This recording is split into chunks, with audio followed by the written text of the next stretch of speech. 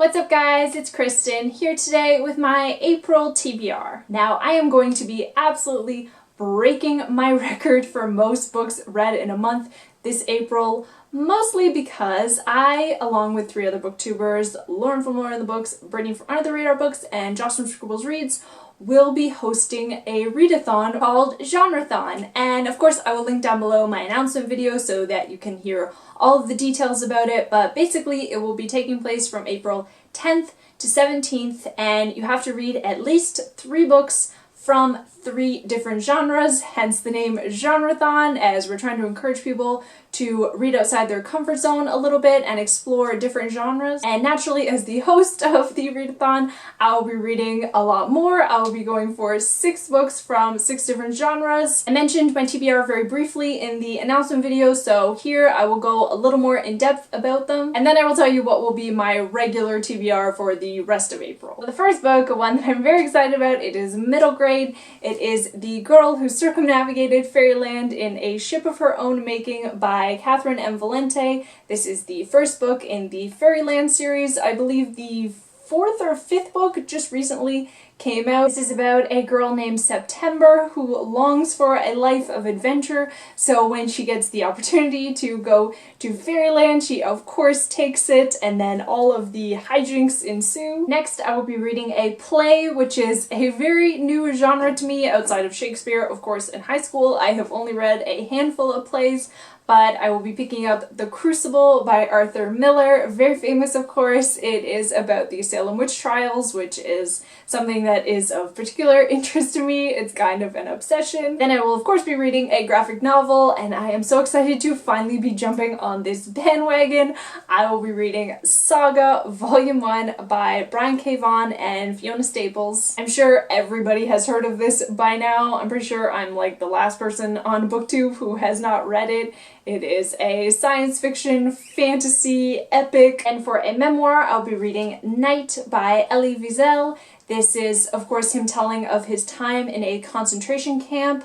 It also includes in this edition his other 2 memoirs, Dawn and The Accident, so I'll see how my time is going with the readathon and maybe I'll get to read those as well. For my nonfiction read, I will be picking up 7 Brief Lessons on Physics by Carlo, Rovelli. I'm not gonna lie, the beautiful cover helps this book a lot. Maybe I wouldn't normally pick up a book about physics, but this is actually under 100 pages long, hence the word brief in the title, and Rovelli goes over what were the biggest advancements in science in the 20th century and talks about how they are meaningful to our life. I'm not exactly a science whiz, so I'm very excited to learn a little bit more about this area. And lastly, for my Genreathon TBR, I'll be reading A Whole Life by Robert Seethaler. This is a German book. It was translated by Charlotte Collins, and it just got longlisted for the Man Booker International Prize. This is a sort of literary fiction slash historical fiction. It is about a man who was living in the Austrian Alps and just living a very beautiful, quiet, simple life, and then tragedy struck and he went to go fight in World War II, and when he came back he saw how his beautiful home in the valley had been changed by modern life. So now the books that I'll be reading for the rest of April. The first book I would like to read is The Butcher's Hook by Janet Ellis. This is historical fiction. It is set in London in the summer of 1763, so Georgian London, and it centers around a young woman named Anne who is sort of forced into this marriage that she does not want, and she falls in love with another man, and is kind of showing how women at that time really had very few choices in their life and very little power over what happened to them. It's pretty easy on the eyes. This is going to be one of my new favorite covers. It is so gorgeous, and then it's got the beautiful French flaps and end papers to top it all off. Oh, I'm in love. And for a nonfiction read, I picked up this massive Lawrence in Arabia by Scott Anderson. Subtitle, War, Deceit, Imperial Folly, and the Making of the Modern Middle East. This is about the real-life figure from the film Lawrence of Arabia. I, being not very smart apparently, did not know that he was a real person,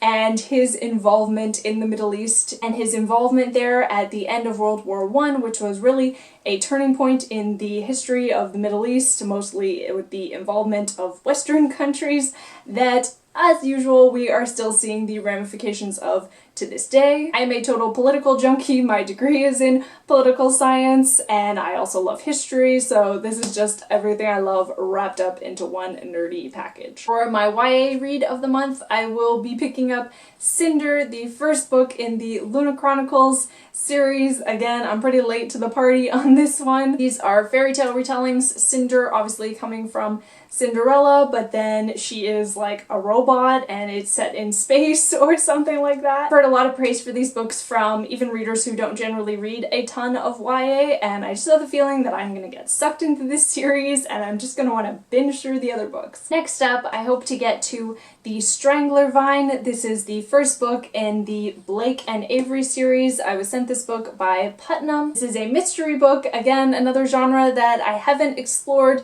too much. It is set in Calcutta in 1837 when the British East India Company was really ruling India, and when a very wealthy and powerful person suddenly goes missing, the two characters Blake and Avery are set out as detectives on the case. And this just sounds like a really fun old-fashioned type mystery like Sherlock Holmes. And I also have the sequel, The Infidel Stain, which I can't even talk about how much I love this cover. Both of them are pretty gorgeous, so I'm excited to get to this one right after. And lastly, because I always like a little bit of children's lit, I might try to get to the fourth book in Lemony Snicket's series, The Miserable Mill, but I'm going to try to find the audiobook for that one. I haven't really heard a lot from other people, but if any of you have already listened to the audiobook and you think it's really good, please tell me. So that is it for all of the books that I am hoping to get to in the month of April. It seems kind of insane to me. This is like double the amount that I would normally read, but that is the beauty of readathons. And I really hope that a lot of you will want to participate in our genreathon. Again, it is April 10th to 17th. And as always, please leave your thoughts in the comments down below. Thank you so much for watching, and I'll see you again soon. Bye!